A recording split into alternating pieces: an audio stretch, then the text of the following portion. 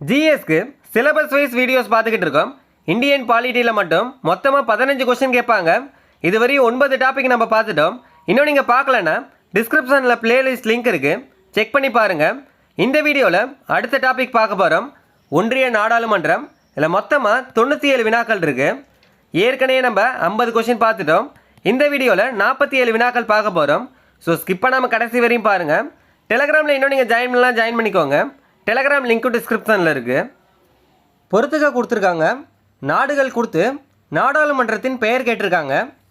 அமெரிக்க ஐக்கிய நாடுகள், Congress, Japan, diet, Britain, பாராளுமன்றம், டென்மார்க், போல் கட்டிங்.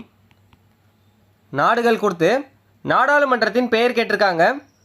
அமெரிக்க ஐக்கிய நாடுகள் வந்து காங்கிரஸ், ஜப்பான், டயட், பிரிட்டன், பாராளுமன்றம், டென்மார்க், போல் கட்டிங். ஆப்ஷன் வந்து பி 4, 1, 2, 3. பின் வருவனவற்றுள் எந்த குழுக்கள் பாராளுமன்றத்தின் 2 அவைகளின் உறுப்பினர்களை கொண்டுள்ளது? பின் வருவனவற்றுள் எந்த குழுக்கள் பாராளுமன்றத்தின் 2 அவைகளின் உறுப்பினர்களை கொண்டுள்ளது அப்படின்னு கேட்டிருக்காங்க. 2 அவையிலுமே உறுப்பினர்களை கொண்டுள்ளது எதுன்னு கேட்டிருக்காங்க. பொது கணக்கு குழு, பொதுத்துறை நிறுவனங்களுக்கான குழு. ரெண்டும் தான். பொது கணக்கு குழு, பொதுத்துறை நிறுவனங்களுக்கான குழு. 3, 4 தான் சரி. ஆப்ஷன் வந்து சி. கீழவை உறுப்பினர்களை யார் தேர்ந்தெடுக்கின்றனர்? வயது வந்தோர் வாக்குரிமை. இதுதான் சரியானது. அடுத்தது பொறுத்துக்க கொடுத்துருக்காங்க. மக்களவை 25 வயது. மக்களவை உறுப்பினர் ஆவதற்கான வயது வரம்பு தான் கேட்டிருக்காங்க. அதே மாதிரி தான் எல்லாத்துக்குமே வயது வரம்பு கேட்டிருக்காங்க. மாநிலங்களவை 30 வருடம். துணை குடியரசுத் தலைவர் 35 வருடம். பஞ்சாயத்து தலைவர் 21 வருடம். மக்களவை வந்து 25 வருடம். மாநிலங்களவைனா 30. துணை குடியரசுத் தலைவர் 35. பஞ்சாயத்து தலைவர் 21. ஆப்ஷன் வந்து டி 2, 4, 1, 3. கட்சி தாவல் குறித்து முடிவெடுக்கும் அதிகாரம் உள்ளவர் யாருன்னு கேட்டிருக்காங்க. சம்பந்தப்பட்ட அவையின் தலைவர் அல்லது சபாநாயகர். கட்சி தாவல் குறித்து முடிவெடுக்கும் அதிகாரம் உள்ளவர் யாருன்னா சம்பந்தப்பட்ட அவையின் தலைவர் அல்லது சபாநாயகர்.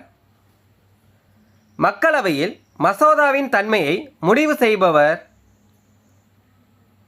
சபாநாயகர். இது முக்கியமானது. மக்களவையில் மசோதாவின் தன்மையை முடிவு செய்பவர் யாருன்னா சபாநாயகர். பின்வரும் இந்திய பாராளுமன்ற குழுக்களில் எந்த ஒன்று நிதி விவகாரங்களுடன் தொடர்புடையது அன்று அப்படின்னு கேட்டிருக்காங்க. அதாவது தொடர்பு இல்லாது எதுன்னு கேட்டிருக்காங்க. இந்திய பாராளுமன்ற குழுக்களில் எந்த ஒன்று நிதி விவகாரங்களுடன் தொடர்பு இல்லாததுன்னா அரசு உத்தரவாதங்களுக்கான குழு. இந்திய பாராளுமன்ற குழுக்களில் எந்த ஒன்று நிதி விவகாரங்களுடன் தொடர்புடையது அன்று அப்படின்னா தொடர்பு இல்லாததுன்னா அரசு உத்தரவாதங்களுக்கான குழு. அடுத்தது பொறுத்துக. மாநிலங்கள் கொடுத்து அதுக்கான மக்களவை இடங்கள் எண்ணிக்கை கேட்டிருக்காங்க. ஹரியானா 10, கர்நாடகா 28, கேரளா 20, மகாராஷ்டிரா 48. ஹரியானா வந்து 10 மக்களவை இடங்கள். இது 1. கர்நாடகா வந்து 28, 2. கேரளா 20, மகாராஷ்டிரா 48. ஆப்ஷன் வந்து ஏ 4, 3, 2, 1.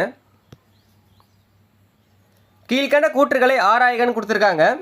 கூற்று 14ஆம் லோக்சபாவின் காலம் 2004 முதல் 2009.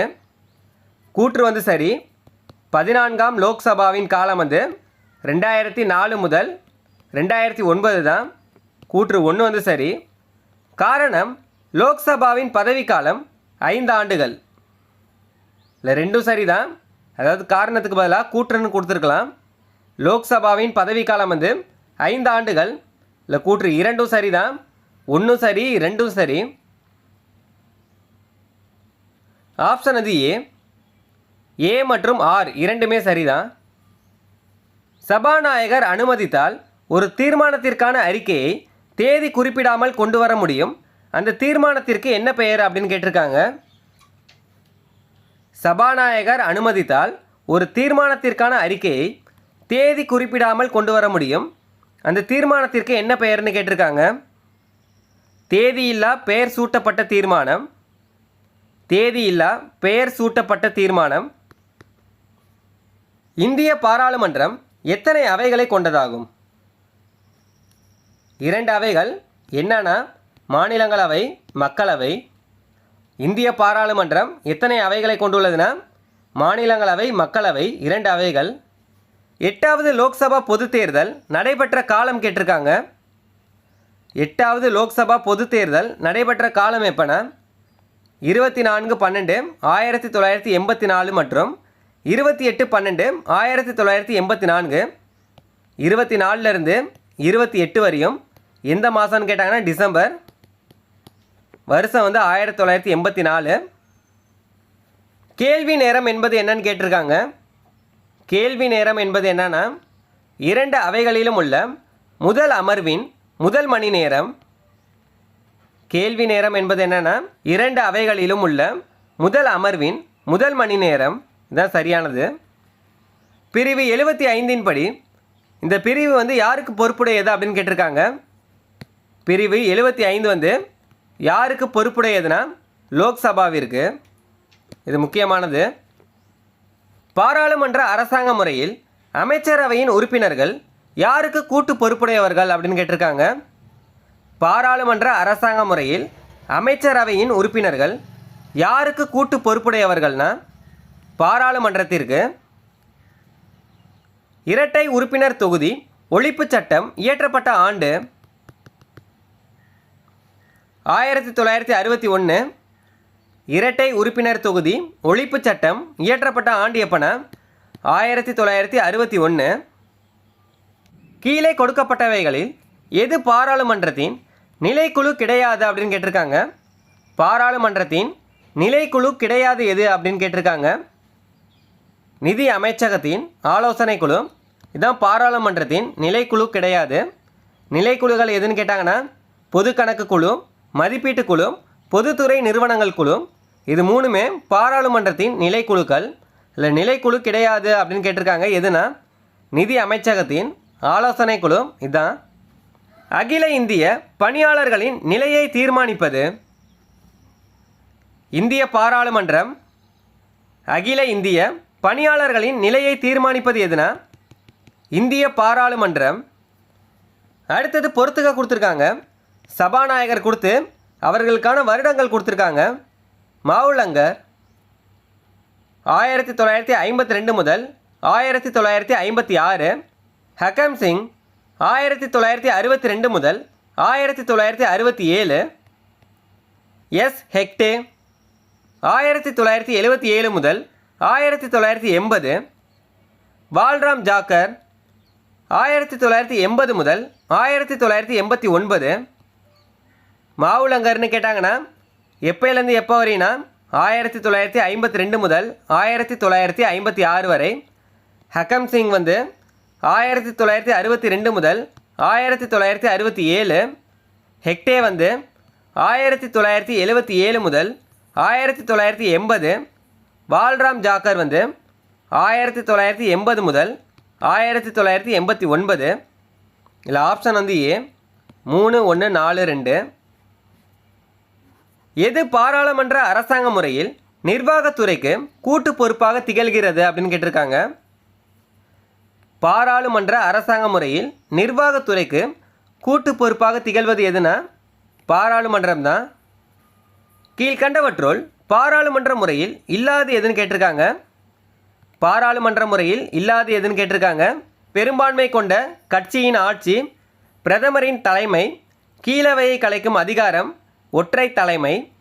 பாராளுமன்ற முறையில் இல்லாது எதுனா ஒற்றை தலைமை. இதுதான் இல்லாது. மீதி இருக்க 3மே இருக்குது. முதலில் தன் பதவியை ராஜினாமா செய்த இந்திய பிரதமர் யாருன்னு கேட்டிருக்காங்க. மொரார்ஜி தேசாய் முதலில் தன் பதவியை ராஜினாமா செய்த இந்திய பிரதமர் யார்னா மொரார்ஜி தேசாய். ராஜ்யசபா என்பது பாராளுமன்றத்தின் எந்த அவைன்னு கேட்டிருக்காங்க? மேலவை. லோக்சபான்னு கேட்டாங்கன்னா கீழவை, ராஜ்யசபான்னு கேட்டாங்கன்னா மேலவை. கீழ்கண்ட கூற்றுகளை ஆராய்க அப்படின்னு கொடுத்துருக்காங்க. கூற்று: இந்திய நாடாளுமன்றம் ஈரவைகளை கொண்டவையாகும். கூற்று சரிதான். மக்களவை, மாநிலங்களவை. இந்திய நாடாளுமன்றம் ஈரவைகளை கொண்டது. கூற்று சரிதான். அதுக்கான காரணம் கொடுத்துருக்காங்க. கீழவையாக மக்களவையும் மேலவையாக மாநிலங்களவையும் உள்ளன. கூற்றுக்கான காரணமும் சரிதான், கூற்றும் சரிதான், காரணமும் சரிதான். ஆப்ஷன் ஏ மற்றும் ஆர் இரண்டுமே உண்மைதான். ஆர் என்பது ஏ என்பதன் சரியான விளக்கமாகும். இதுதான் சரியானது. 1963ஆம் வருடம் நேருவின் மந்திரி சபையிலிருந்து மொரார்ஜி தேசாய் விலகியதன் காரணம் என்னன்னு கேட்டிருக்காங்க. காமராஜ் திட்டம். மொரார்ஜி தேசாய் விலகியதன் காரணம் காமராஜ் திட்டம். மாநிலங்களவையின் மொத்த உறுப்பினர்களின் எண்ணிக்கை கேட்டிருக்காங்க. அதிகபட்சமாக 250 உறுப்பினர்கள். மாநிலங்களவையின் மொத்த உறுப்பினர்களின் எண்ணிக்கை அதிகபட்சமாக 250 உறுப்பினர்கள். தேர்ந்தெடுக்கப்பட்ட உறுப்பினர்கள் எவ்வளோன்னு கேட்டாங்கன்னா 238 பேர். பாராளுமன்ற அரசாங்க முறை என பொருள் அளிப்பது என்னன்னு கேட்டிருக்காங்க. அதிகாரங்கள் தேர்ந்தெடுக்கப்பட்ட உறுப்பினர்கள் கொண்டிருப்பது. இதுதான் சரியானது. பாராளுமன்ற அரசாங்க முறை என பொருள் அளிப்பது என்னன்னா அதிகாரங்கள் தேர்ந்தெடுக்கப்பட்ட உறுப்பினர்கள் கொண்டிருப்பது. இதுதான் சரியானது. ராஜ்யசபாவிற்கு ஒதுக்கப்பட்ட பரிந்துரைக்கப்படும் உறுப்பினர்கள் எத்தனைன்னு கேட்டிருக்காங்க. 12 பேர். அதாவது மாநிலங்களவைக்கு ஒதுக்கப்பட்ட பரிந்துரைக்கப்படும் உறுப்பினர்கள் எத்தனை பேர்னா 12 பேர். ராஜ்யசபாவின் முதல் தலைவர் எஸ்வி கிருஷ்ணமூர்த்தி. ராஜ்யசபையின் முதல் தலைவர் எஸ்வி கிருஷ்ணமூர்த்தி. இது முக்கியமானது. இந்திய அரசியலமைப்பின் எந்த பிரிவின் கீழ் பாராளுமன்றத்தின் ஈரவைகளின் கூட்ட அமர்வு கூட்டப்பட இயலும்? சட்டப்பிரிவு 108 கீழ். இந்திய அரசியலமைப்பின் எந்த பிரிவின் கீழ் பாராளுமன்றத்தின் ஈரவைகளின் கூட்ட அமர்வு கூட்டப்பட இயலும்னா பிரிவு 108. ராஜ்யசபா தலைவர் யாரால் தேர்ந்தெடுக்கப்படுகிறார்? தேர்ந்தெடுக்கப்பட்ட பாராளுமன்ற உறுப்பினர்களால். ராஜ்யசபா தலைவர் யாரால் தேர்ந்தெடுக்கப்படுகிறார்னா தேர்ந்தெடுக்கப்பட்ட பாராளுமன்ற உறுப்பினர்களால். எத்தனை பங்கு பெரும்பான்மையில் ஒரு தீர்மானத்தை நிறைவேற்றுவதன் மூலமாக அகில இந்திய பணியை உருவாக்கும் அதிகாரம் மாநிலங்களவைக்கு உள்ளது? 2/3 பங்கு. 2/3 பங்கு பெரும்பான்மையில் ஒரு தீர்மானத்தை நிறைவேற்றுவதன் மூலமாக அகில இந்திய பணியை உருவாக்கும் அதிகாரம் மாநிலங்களவைக்கு உள்ளது. எத்தனை பங்குனா 3/2 பங்கு பெரும்பான்மை இருக்கணும். சபாநாயகர் மற்றும் துணை சபாநாயகர் ஆகியவரின் ஊதியமும் பிற பண பயன்கள் யாரால் நிர்ணயிக்கப்படுகிறது அப்படின்னு கேட்டிருக்காங்க.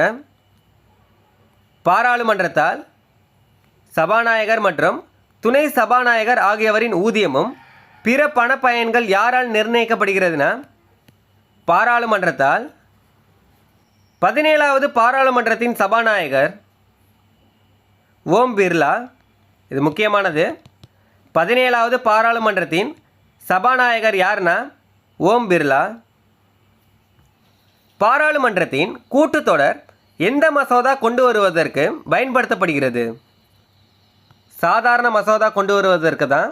இல்லை, ஒன்று மட்டும் தான் சரி. பண மசோதா, அரசியலமைப்பு சட்ட திருத்த மசோதா, இது ரெண்டுமே வராது. பாராளுமன்றத்தின் கூட்டுத்தொடர் எந்த மசோதா கொண்டு வருவதற்கு பயன்படுத்தப்படுகிறதுனா சாதாரண மசோதா கொண்டு வருவதற்கு. ஒன்று மட்டும்தான் சரி. ராஜ்யசபாவின் முதன்மை தொலைக்காட்சி ஆசிரியராக நியமிக்கப்பட்டவர் ராகுல் மகாஜன். ராஜ்யசபாவின் முதன்மை தொலைக்காட்சி ஆசிரியராக நியமிக்கப்பட்டவர் யாருன்னா ராகுல் மகாஜன். நாடாளுமன்ற நடைமுறைப்படி கில்லட்டின் என்ற சொல்லுக்கு சபாநாயகர் என்று பொருள். இவர் என்னன்னு கேட்டிருக்காங்க. மற்ற அலுவல்களை முடிவுக்கு கொண்டு வந்து வாக்கெடுப்பிற்கு விடுகிறார். கூட்டத்தொடர் முடிவுக்கு வருவதற்கு முன் சபையை ஒத்தி வைக்கிறார். தீர்மானம் கொண்டு வருவதற்கு அனுமதி மறுப்பது. தவறான நடத்தையை தண்டிப்பது. இல்லை என்னன்னு கேட்டிருக்காங்க. மற்ற அலுவல்களை முடிவுக்கு கொண்டு வந்து வாக்கெடுப்பிற்கு விடுகிறார். இல்லை இதுதான் சரியானது. இந்தியாவில் கேபினட் செயலகம் எந்த ஆண்டு உருவாக்கப்பட்டது? 1950. இந்தியாவில் கேபினட் செயலகம் எந்த ஆண்டு உருவாக்கப்பட்டதுன்னா 1950. அமைச்சக வளைவின் அடிப்படை கல் என அழைக்கப்படுபவர்? பிரதமர். அமைச்சக வளைவின் அடிப்படை கல் என அழைக்கப்படுபவர் யார்னா பிரதமர். தமிழ்நாட்டிற்கு எத்தனை ராஜ்யசபா இடங்கள் உள்ளன? 18. தமிழ்நாட்டிற்கு எத்தனை ராஜ்யசபா இடங்கள் உள்ளன? 18 இடங்கள். பின் வருவனவற்றில் எது மக்களவை கூட்டத்தொடர் அல்ல அப்படின்னு கேட்டிருக்காங்க. பருவகால கூட்டத்தொடர், கோடைக்கால கூட்டத்தொடர், குளிர்கால கூட்டத்தொடர், வரவு செலவு அறிக்கை கூட்டத்தொடர். இல்லை மக்களவை கூட்டத்தொடர் இல்லாது எதுனா கோடைக்கால கூட்டத்தொடர். இதான் இல்லாது. பாராளுமன்ற முறை நிர்வாகிக்கு கொடுங்கோல் ஆட்சி அளிப்பதற்கு வாய்ப்புகளை வழங்குகிறது என்று கூறியவர்? லாஸ்கி. பாராளுமன்ற முறை நிர்வாகிக்கு கொடுங்கோல் ஆட்சி அளிப்பதற்கு வாய்ப்புகளை வழங்குகிறது என்று கூறியவர் யார்னா லாஸ்கி. மக்களவையில் மக்களால் நேரடியாக தேர்ந்தெடுக்கப்படும் உறுப்பினர்களின் எண்ணிக்கை 543 உறுப்பினர்கள். மக்களவையில் மக்களால் நேரடியாக தேர்ந்தெடுக்கப்படும் உறுப்பினர்களின் எண்ணிக்கை 543. கீழ்கண்டவற்றில் எது இந்திய பாராளுமன்ற அரசாங்கத்தின் சிறப்பு அம்சம் இல்லை? இந்திய பாராளுமன்ற அரசாங்கத்தின் சிறப்பு அம்சம் இல்லாது எதுன்னு கேட்டிருக்காங்க. பெரும்பான்மை ஆட்சி, கூட்டு பொறுப்பு, அரசியல் பன்முகத்தன்மை, இரகசியம் பாதுகாத்தல். பெரும்பான்மை ஆட்சி இது சரியானது தான். கூட்டு பொறுப்பு இது சரியானது தான். அரசியல் பன்முகத்தன்மை இதான் கிடையாது. இரகசியம் பாதுகாத்தல் இது சரியானது தான். இந்திய பாராளுமன்ற அரசாங்கத்தின் சிறப்பு அம்சம் இல்லாது எதுனா அரசியல் பன்முகத்தன்மை இதுதான். இந்திய பாராளுமன்றத்தில் தனி உறுப்பினர் மசோதா கூற்றுப்படி கூற்று கொடுத்துருக்காங்க. இந்திய பாராளுமன்றத்தில் தனி உறுப்பினர் மசோதா கூற்றுப்படி அதுக்கான 2 கூற்று கொடுத்துருக்காங்க. கூற்று 1, தனி உறுப்பினர் மசோதா நோட்டீஸ் அதன் நோக்கங்கள், காரணங்கள் மற்றும் குடியரசுத் தலைவரின் அனுமதியுடன் அளிக்கப்பட வேண்டும். கூற்று 1 சரிதான். தனி உறுப்பினர் மசோதா நோட்டீஸ் அதன் நோக்கங்கள், காரணங்கள் மற்றும் குடியரசுத் தலைவரின் அனுமதியுடன் அளிக்கப்பட வேண்டும். இது சரிதான். கூற்று 1 சரி. கூற்று 2, அரசாங்க மசோதாக்கள் போலவே தனி உறுப்பினர் மசோதா நிறைவேற்றப்படும். கூற்று 2 சரிதான். அரசாங்க மசோதாக்கள் போலவே தனி உறுப்பினர் மசோதாவும் நிறைவேற்றப்படும். இல்லை கூற்று 2 சரிதான். கூற்று 1 சரிதான். கூற்று 2 சரிதான். Option D. கூற்று 1 மற்றும் கூற்று 2 சரி. பாராளுமன்ற சலுகைகள் எந்த பிரிவில் குறிப்பிடப்பட்டுள்ளன? பிரிவு 105 பாராளுமன்ற சலுகைகள் எந்த பிரிவில் குறிப்பிடப்பட்டுள்ளன? பிரிவு 105. கீழ்கண்டவற்றுள் பாராளுமன்ற உறுப்பினர்களுக்கான முறைமை சாரா சாதனம் பூஜ்ய நேரம். கீழ்கண்டவற்றுள் பாராளுமன்ற உறுப்பினர்களுக்கான முறைமை சாரா சாதனம் எதுனா பூஜ்ய நேரம். இதுதான் சரியானது. இதோட ஒன்றிய நாடாளுமன்றத்தில் 97 வினாக்கள் பார்த்துட்டோம்.